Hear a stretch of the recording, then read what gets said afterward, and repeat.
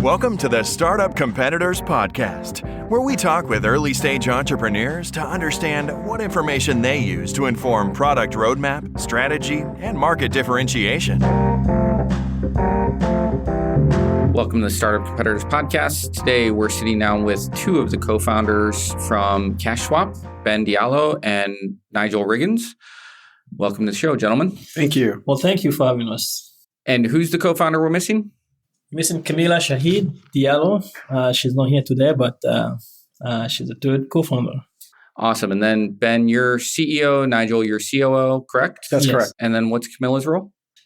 She's in charge of everything legal and also Compliance. She's our general counsel. All the fun things you guys don't want to do. Well, and like most startups, we all have shared responsibilities. So, yeah.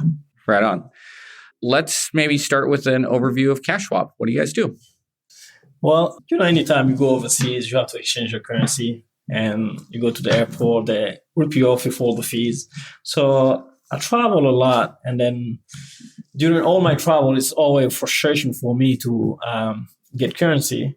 And one day I was in Tokyo, standing in line behind this lady, and she was trying to get some US dollar, and then I was trying to get some yen.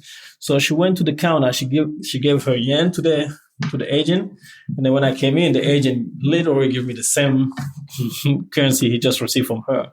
That's when it clicked on me. I could have just met up with that lady and then exchange, save time, and also save money. So CashSwap is a peer-to-peer currency exchange that link fellow travelers at the airport so that they can swap the currency with each other. Tactically, a couple clarifying questions. So tactically, any fees on that? If I'm using CashSwap, what does that look like? Is it the same kind of transaction as if I was at a currency exchange counter, or? Sure. I'll jump in for that one. I mean, I think one of the things that people are used to is going to the exchange counter. There's a board. It's got a bunch of numbers on it. They're not quite sure about. They're charged a fee. And that sounds correct. Yep. Yes. And then you get no idea what's happening. Exactly right. And after you spend a lot of time trying to save money on your flight and on your hotel and on your transportation, you just go and do this. So I think part of the cool thing about CashSwap is I think we simplify the process. We're not giving you a rate that's less than market rate. We are literally providing to consumers the market rate. And by what we're doing is we're giving them information. Because if you knew what that market rate was, you could exchange currency for the market rate yourself. So what we're doing is we're connecting them. The fee that comes in is a flat $3.99 fee. So currently we're running the app. It's free because we want to, it's part about traction, part of having people really understand the value. But ultimately, our plan is to charge. And that fee, again, is the flat $3.99. So what is my user experience if I land in Ireland and need to do a currency conversion? So I get off the plane, I pop open your app. What happens? Yes. Well, you get off the plane, and then that's the cool thing with the app because it's just instant. You put in the currency you have US dollar, and then the currency you're looking for. If you're looking for some pound, so you just put in the pound you have, you put the amount you have, and then the app will tell you how much you're saving if you use CashSwap and how much you're going to be charged if you go to the kiosk at the airport too. So you can see your savings. And then once you decide to move forward, the app will tell you how many people are in your vicinity in the airport where you can meet up with and then exchange. And so they would get a push notification, I'm assuming, yes, on their side? So practically what happens is you have, as Ben said, there's a number of people in the vicinity. And so if you're looking for euro and you have dollars because you didn't trade before you left, there are people who are actually looking for dollars, right? I did not trade before I left. Okay. No. And most people, a lot of people don't actually. Right. So they're looking for dollars. And so what happens practically is in the app, as Ben said, you decide to swap. You would, go through the payment process. And then you would have a queue. And that queue shows you all the people in your vicinity in terms of their rating, the location in terms of which terminal they're in, and the amounts. Now, you can't see their pictures. We've obscured that for security reasons. But you can make a determination of who's closest to you and who you would like to swap with based maybe on their rating or based on their location if they're closest to you. Then what you can do is the app enables communication between the parties. So once you've selected them and they've selected you, it's a push notification for the selection, right? It sends a request to them and says, hey, someone would like to swap with you. and then you can accept it or not. If you accept it, it puts you in a queue that you can then communicate with them. Text, video conference, or a phone call. And the goal there is, of course, to set up a place where you guys would like to meet in the airport where everyone feels comfortable. And we always recommend, of course, public places. Right. Awesome. All right. Good. I got it. Thank you. Excellent. Great idea. So current status of the company. So for somebody who's listening, any vanity metrics at all you can share to help paint a picture. In your case, a really cool vanity metric might be the amount of currency exchanged. I think that could be kind of cool if you know that, but anything you can do to help? Well, we just launched, we've been working on the app for a while now, for a couple of years, but we just officially launched at JFK Airport a couple of months ago. And so far, people have been very receptive with the idea. They love the idea. And then with the people that we talk to at the airport, they're all willing to use the app. So they'll download the app and then we'll swap with them. For the app to work, first, you need to have both parties. So marketing strategy right now is to launch airport by airport so we can be there to facilitate those first swaps. So right now at JFK, we've been very, I'll say, successful because all the people that we talk to, they say, this is a great idea. I wish I knew if they already exchanged the currencies. They'll say, oh, I wish I knew this before I exchanged my currency. Or they'll say, oh, this is cool. Let me just try to download the app and so we can, I'll see how much money I'll save. So far we have some good reception. So we averaging about 50 swaps a week, which is people using the app and exchanging. Yeah. And then the average of those swap is around $200, they usually exchange. So if you can, we did have, that's come about $40,000 a month so far. Can I ask what's like the biggest swap that's happened so far? Is it like a six-figure swap or anything like that happen yet? So one of the things I would offer is that what we do is we do put a cap on the amount that people can swap per day. So it's done for primarily safety reasons, and also in the research we've done ahead of time, people aren't walking around with tens of thousands of dollars on them as they travel between countries. So what we did is we decided 2,000 was a number that we thought most people would swap less than that. Totally legit. Yeah. So just wanted to so the limit, the cap is $2,000. Correct. Per day, yeah. Can I pick at some of the stuff that you guys said in there? So the launch by airport, super interesting in thinking about it that way. What does a launch by airport look like? Are you buying like traditional signage? Are you how are you getting the word out at an airport?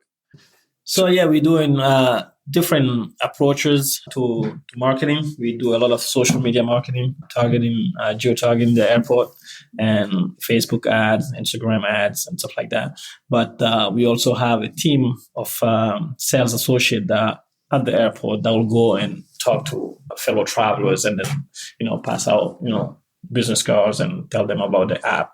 So that's one of ways that we're doing. What we find out also, advertisement is very expensive at JFK with JCDecaux. I expect so.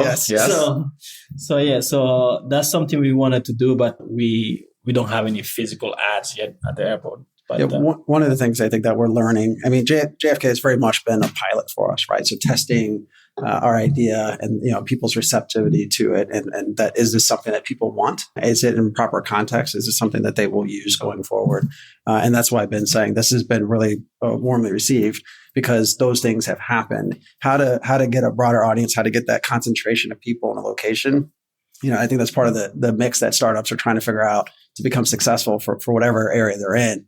We're still trying to figure that out ourselves. We're trying a bunch of different things. I think part of it for us has been trying to think outside the box for ways to establish a presence, but and also deal with the challenges that exist at a large airport. What kind of, particularly coming to mind because you're in New York, what kind of regulatory or legal hurdles have you had to jump through to be able to even launch at JFK, or has that not been an issue? So cash swap is not regulated because we are not providing a rate to people. What we're doing is we're providing information to people about what the market rate is. Again, as I said earlier, if you knew what the market rate was and you knew someone else would swap with you, why would you lose money to trade your own money going to a kiosk? You do it yourself if you could do it safely. And so that's what we do. It's a networking app. So that's how we position ourselves. And because of that, we believe that there's not the same hurdles that currency exchange companies have to jump through, because they are in fact providing a rate. They are in fact doing things that are highly regulated. And we are not. We're, again, facilitating people to connect and meet. We don't make any money on the currency exchange itself. So customers are exchanging on the market rate. So the only fee we charge is just to get you connected to each other. It's a service fee, correct? Yeah. Okay, perfect. Talk a little bit about what you think future rollouts look like. So I think you said, Ben, you'd continue down that path of rolling out by airport. Is that taking the East Coast and expanding, or what? Like, I'd love to know the thoughts, because I've never gone through the thought experiment of how would I roll up travelers. Like, I'd love your thoughts on how you guys are planning to do that. The plan that we have right now is to JFK first, was because this is the busiest international airport in the US. And then after JFK, we have Miami and LA. So that's the goal. But we wanted to come back home here in Indiana. And then we have few flights here that are international flights.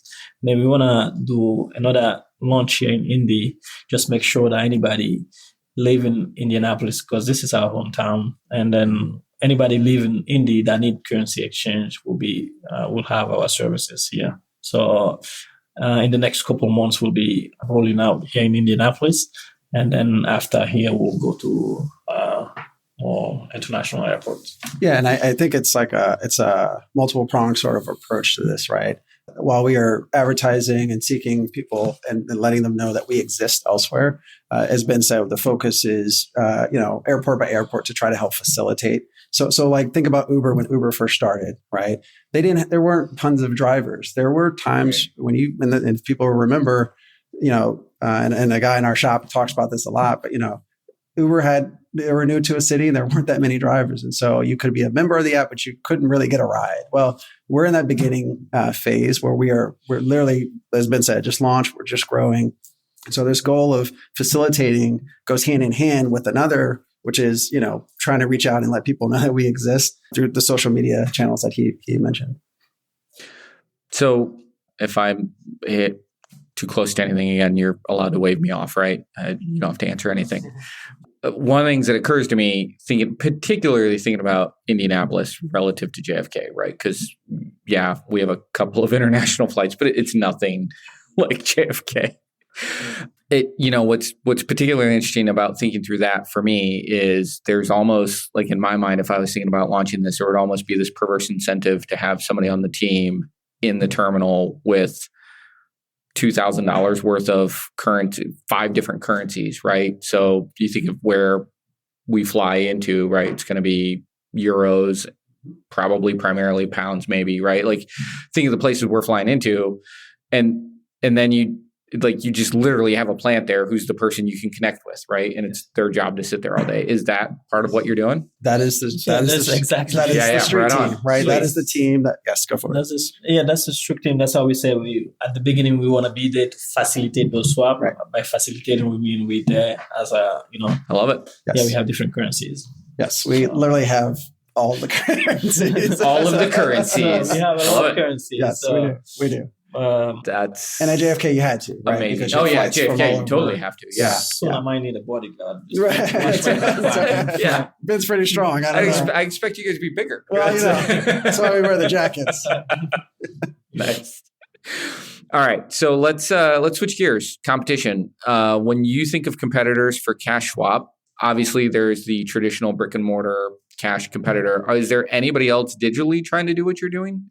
So there's a company that WeSwap out of London. So WeSwap, what they do is different. You send your money to them and they send you a card. And that's not quite on all fours exactly what we're doing.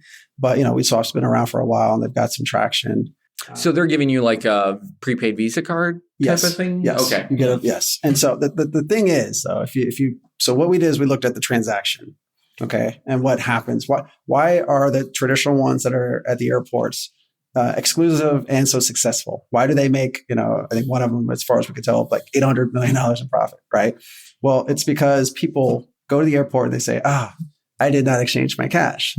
I need to get some cash, and they will only take cash, right? You can't use your credit card. I guess you can cash advance. I don't think that's necessarily the most economical thing, but it's cash. And so they need cash. In exchange, you're getting cash. And so all we're doing is replicating that experience. But what we're doing is we're adding convenience to it, because those places aren't always open. They may not have the currencies you need. People aren't always nice. We're giving control to consumers. So when you're traveling, you can choose who you're picking. It can be convenient because you can pick a location that works for both parties. And so we're trying to add convenience to it. And then, quite frankly, you're saving a lot of money by doing it yourself. The most important thing is definitely saving. Yes. Because just an example, if you go to our app or to our website, you can see that if you have $1,000 and then you're looking for to exchange that in euros, you're gonna get you'll be saving about $110 on that one transaction, which is a lot of money. So $110, you can use that to That's a couple of bottles of wine while you're in Europe. Yes, definitely dinner. That's right. On the Champs-Elysees or something like that, right? Right. And so a lot of it for us is making that transaction, meeting people where they are, and then just improving the experience that they have, making it something that's, more convenient, saves them money. And that's where we think we bring a lot of value to the table. Talk to me a little bit about international expansion. How do you guys think you start to tackle that? Is that actually going into those countries and following the same tactics you followed here? Is that trying to find franchise partners in those countries? I'd love your thoughts. And you're not there yet, and I get that, but I'd love your thoughts around it. Yeah, well, again, on our overall plan is we're doing airport by airport. So after we finish with the US airport, we get some tractions here. The goal is to expand in Europe first. We have all those biggest airport in the world, Heathrow, Charles de Gaulle, and then from Europe. And then we'll just use the same approach we did here, same thing in Europe. And then from there, we'll expand to the Middle East, Dubai, and all of And part of that too, part of that too, just tagging along with what Ben's saying, we understand that the same approach may not work, as we go place to place, right? So the airports in the US, right, we predominantly have traveled, all over, but, very familiar with the US system. We're building relationships with people in the airports in the US. Ben just got back from a conference, actually.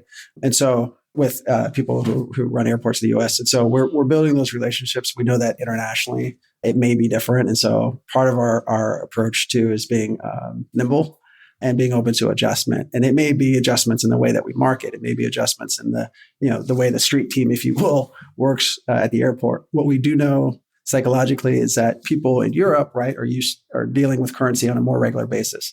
I just got back from Barcelona. You can throw a rock and hit a currency exchange. They're literally everywhere. It's a high tourist area, right? There are lots of people exchanging currencies. So we know that the approach there, and even the reception there, may be a lot different than it is here. And so what we're doing is our plan is designed to adjust based on sort of the experience or what's happening on the ground. Yeah, we also open to, we're looking for partnerships. Mm-hmm. So like Nigel said, we're just at the P3 airport conference, met up with different airport authorities. And I think a nice partnership with those airports will help us, facilitate, the swap better, because at the end, what we're giving to people is just the ease to facilitate, to make currency exchange seamless.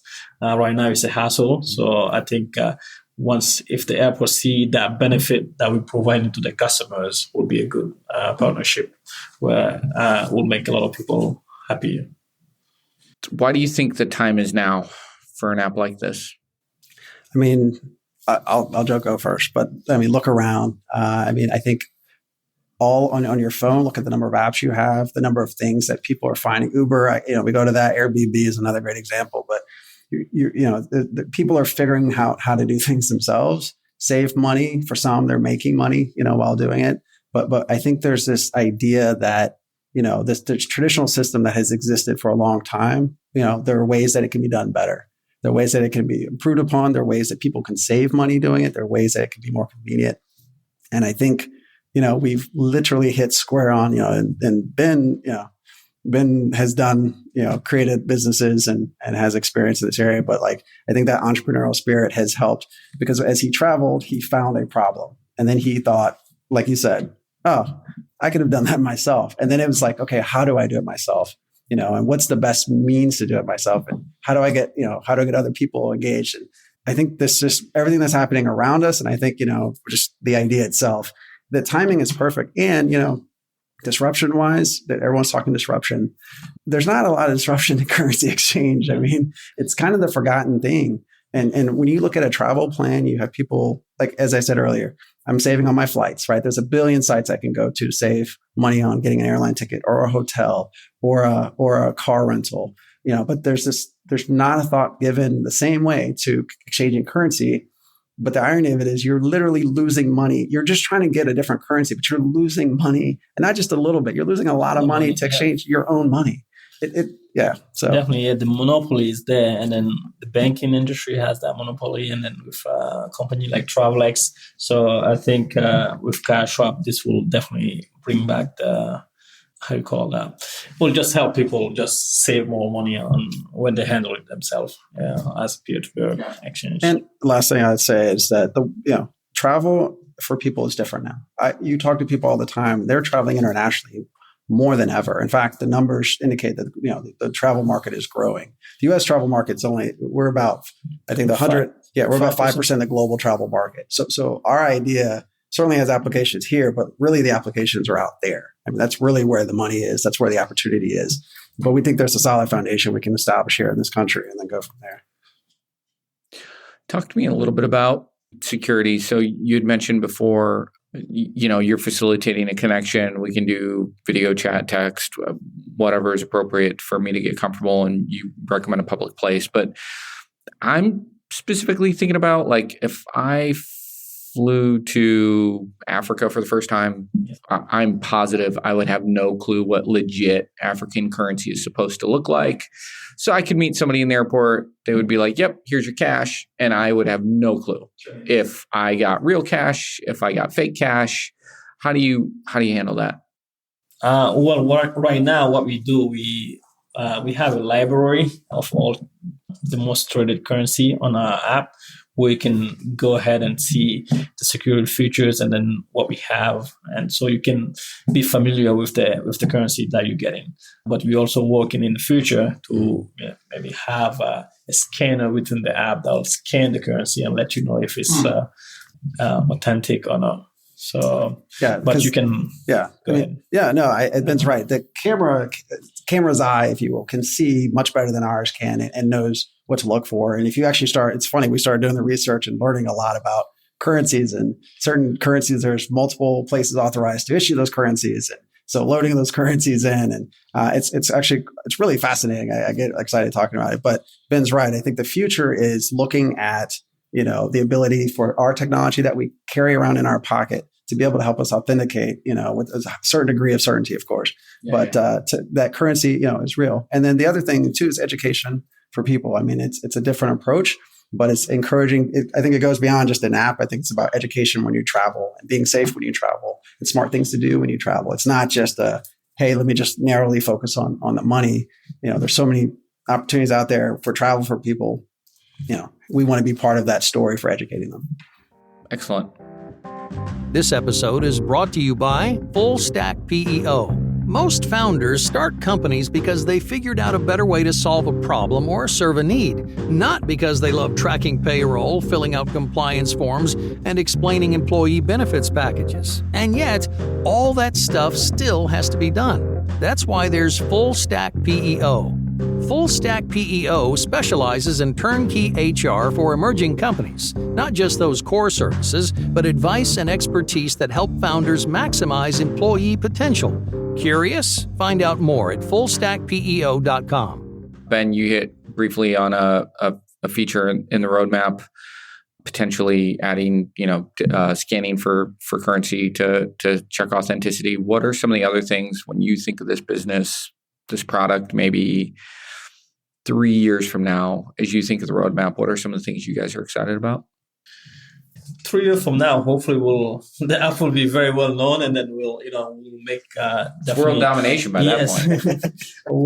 will make currency exchange seamless, and so you don't have to worry about when you're traveling overseas. It's just simple.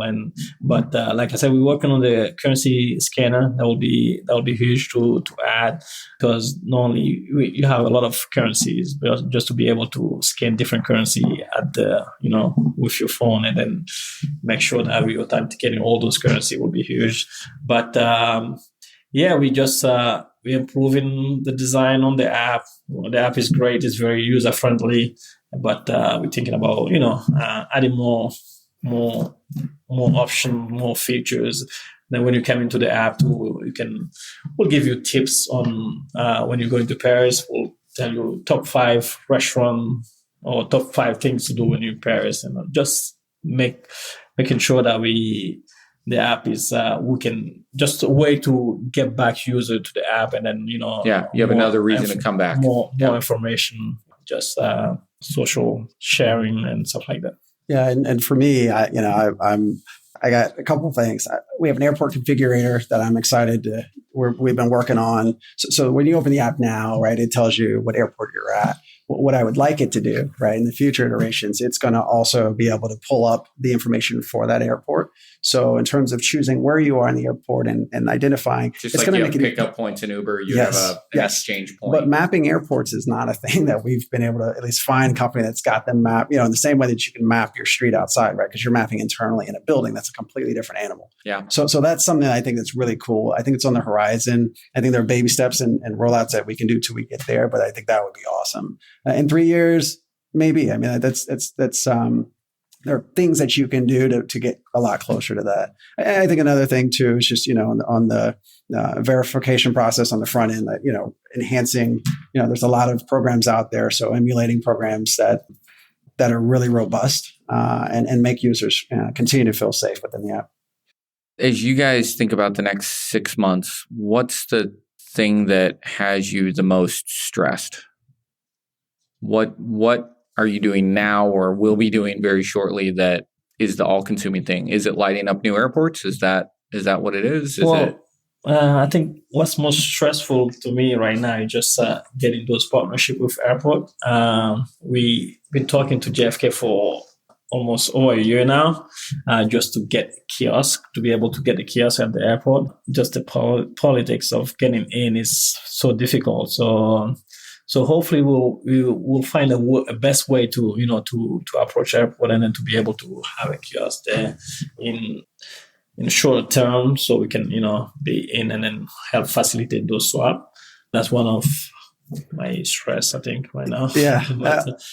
And I'll just jump in. One of mine is just it's the one that startups have. It's like building something and having people come. So in terms of idea, I think we have a good idea, and we've kind of piloted it, if you will. Kind of that's what's happening at JFK. So we've been testing an idea. Yes, it works, and yes, people are receptive. But it's still creating a broad enough audience to have a concentration. The facilitation, it only works so far, right? You can facilitate swaps, and that's great. But what needs to happen is that people say, "Oh, I've heard of this idea. This is great. I'm going to do this on my own," because that's what makes something grow. That's how you get explosive growth. It can't be that we facilitate every swap. It's finding better ways to connect with people, to tell them about the app and educate them, and then having them, go out and do it. And with the average American traveling, 1 to 2 times, right, per year internationally, what we're having to do is we're having to get a broad audience, right? Because in order to reach the people, it's been talked about repeat users, the stickiness, if you will, in a way, I guess, of the app. We have to figure out different ways to do that because our model looks different than certain other apps that, a Facebook that I'm going to open every 10 minutes on my phone, right? Our app sits in a different place in their profile, but it's one that they have to have. I think if you're going to be traveling and trying to save money while you travel, you definitely want the Cash Swap app. So that's what you're most worried about. What are you most excited about the next year? What's the next big milestone? Well, again, it's just traction. What we're more excited about is with the beta test we have in New York, just seeing that people love the idea and then they're willing to use the app. That's what before was just an idea, and then we put a lot of time in building the app and then getting it work correctly. So once we launch, we have actual users and people that thankful for the saving that they're getting from the app, which is, I think, the best part for me. Yeah. And I think I echo that. I mean, having people use the app and really that it's the aha moment. It's kind of like when you tell them about the idea, it's the application is different because it's like, oh yeah, that's cool. But it's the aha moment when they experience the idea and they're like, I just saved a lot of money, And I had someone that went to Greece recently and she and I were talking. She opened the app and she's like, man, I wish I could have used this because I would have saved a lot of money. And it's that click that happens, that light bulb that goes off in people's head. I think that for us is really cool because, I mean, we travel a lot. We've had this experience ourselves. And so we, talk to people, been talked to a lot of people before building the app. That's kind of how we came up with the design we came up with. But it's just having that connection kind of makes it, it's really cool. So it makes it worth it. How many repeat users have you had at JFK? Do you know? Repeat user, I know 2 that I swapped with because this guy was coming from Puerto Rico. He has a lot of Puerto Rican pesos, I believe. And then he was so excited because he exchanged with us. And then he called me back a few days ago. And then he wanted to exchange again because that time we had the limit. He couldn't exchange it. So he came back again and used the app to exchange the rest of his currency. So yeah, I think on the whole, we're new. And so as of yet, there haven't been a lot. I mean, that's one of the rare. Yeah. No, I think it's fine. It's just interesting. I mean, so part of what's packed in there is one, me thinking of how many people are traveling for business, which would be repeat customers versus leisure travel, which would feel a lot more episodic, right? Which from a user experience gets into and from a customer acquisition strategy perspective gets interesting, right? Because you would probably segment both of those strategies based on leisure travel versus business travel. Yeah, you definitely have 164 million people living in and out of the US every year. Those are all international travelers. And then those numbers were from 2014, I think. Mm-hmm. But, and then the industry is growing at least 3% every year. So yeah, it's, there are a lot of people traveling, and then, about 40% of those people traveling, they all carry some cash, they exchange their currency. And then like Nigel said earlier, that's only 5% of the whole market. So JFK alone at Terminal 4, there's 70,000 people that go into the Terminal 4 every day. I mean, it's a lot of people. So how long do you think it takes? So one of the things that's nice about a repeat traveler is you only pay the cost of customer acquisition once, right? In theory, and obviously the more they use it, the more likely they are to tell somebody else about it. What do you think as you start building that flywheel at JFK? How long until it is a self-sustaining flywheel? How long until you think, based on your current projections, till you don't have to be there physically doing the swaps, but you've got enough of either repeat users or word of mouth that people are downloading the app and just using it themselves? Yeah, I think we measure that in the way of swaps, right? So it's how many swaps are happening on a monthly basis, independent, I guess in total, but independent of us facilitating them. Because once you have that basis, without us having to be, we can facilitate and help, but to independently have it's proof of life, right? It's that it's had its own heartbeat and that it's self-sustaining, and that it can exist without us having to be there. Certainly you help it and nurture it and those things, but at the end of the day, you need a certain number of, I think, swaps happening on their own. And that's kind of, to me, one of the metrics for success at a particular airport. I know you're guessing, but do you have any guess for what you think that is? Yeah, I mean, a ballpark guess to me is about 400 swaps a month. So you're not far from that. We're not. Right now it's free, right? So, Yeah, 400 swaps a month at $4. Yeah. So now you switch. Yeah. And it would be $3.99 for each party. Nobody who's paying what they're currently paying for fees would balk at $4. I don't think they would either. In fact, there's a logic to the number, but I think part of it as well, though, is that it's a new experience that people haven't had yet. And so that's why that's the logic of making it free, because we want you to experience it and understand the value proposition you get. Oh, I saved some money. But when you experience it, it's a light bulb moment I was talking about. It's a different, now you're going to tell your friends because you're like, oh my gosh, like don't go to the kiosk in the airport. There's a easier way to do it. Well, I'm thinking, probably maybe more than 400 swap a month, but we'll get to those numbers later on. And just for clarification, it's 400 where we're not facilitating. Yeah. That's the important piece because it's independent. Yes. Yeah. Right now, most of our swap are facilitated. It's a guess. You don't know. Like you can't know yet. You're just getting started. Correct. These are awful questions to ask you because you have no idea how to answer them. I totally get it. It's, there's a couple of reasons to ask it, right? One is just signaling for how you guys are thinking about the business, right? And what does ignition really mean in a business like this? And how would you know it's taking off too for other people who are listening who are thinking about a business model like this where virality is actually it's a requirement, right? Like you can't, everybody wants the next viral app, right? But like you guys can't actually exist unless you get there, right? Versus, there's tons of businesses that can, right? Even though they may not have that component. So just thinking through that from the bottom up, like you guys are doing right now, like you have to come up with a go-to-market strategy that supports that. You have to have, some key metrics that you're trying to figure out in your first markets to even start to build a model for like, okay, this is what we think self-sustaining looks like at JFK. Now we want to do that at 5 other airports here in the US. And then we want to do that at 10 airports in Europe. And then we want to, whatever that is, like it's those models that you're using to think about cash flow and runway and like, what's the team got to look like and all that stuff. Right. So to me, it's just like, there's no wrong answer to those. I just love that you had an answer pretty quickly and that, there's a model behind that's in there. We do have several projections then, when we will be cash positive. So, the goal with this here is you have millions of people traveling every day. And then, if we can get to, even if it's 1% of those people using the app every day, it will be very successful. Yeah. And I think that the thing with the forecast that Ben's talking about, a lot of what we do is spend a fair amount of time is going and talking about, adjustments that need to be made and adapting. I think any startup that, can't be nimble, can't adapt is not long for this world because it's just the nature of the beast. And so a lot of time is spent. And then the other thing is we're trying to meet a lot of people and learn from them. I think one of the best things that, we've done is establish some good connections with people.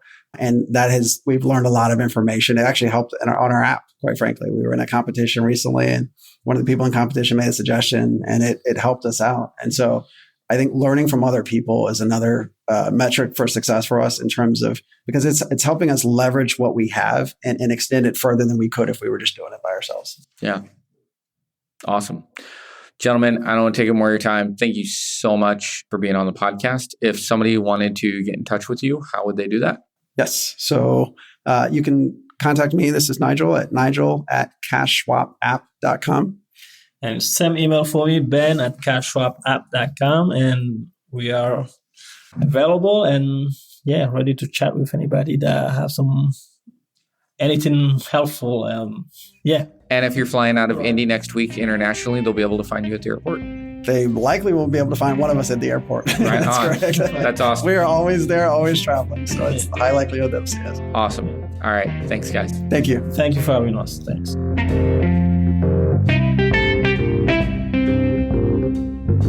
If you're thinking of launching a SaaS product, Startup Competitors can provide data on your closest competitors, survey potential users, or provide other product validation services. Learn more at startupcompetitors.com.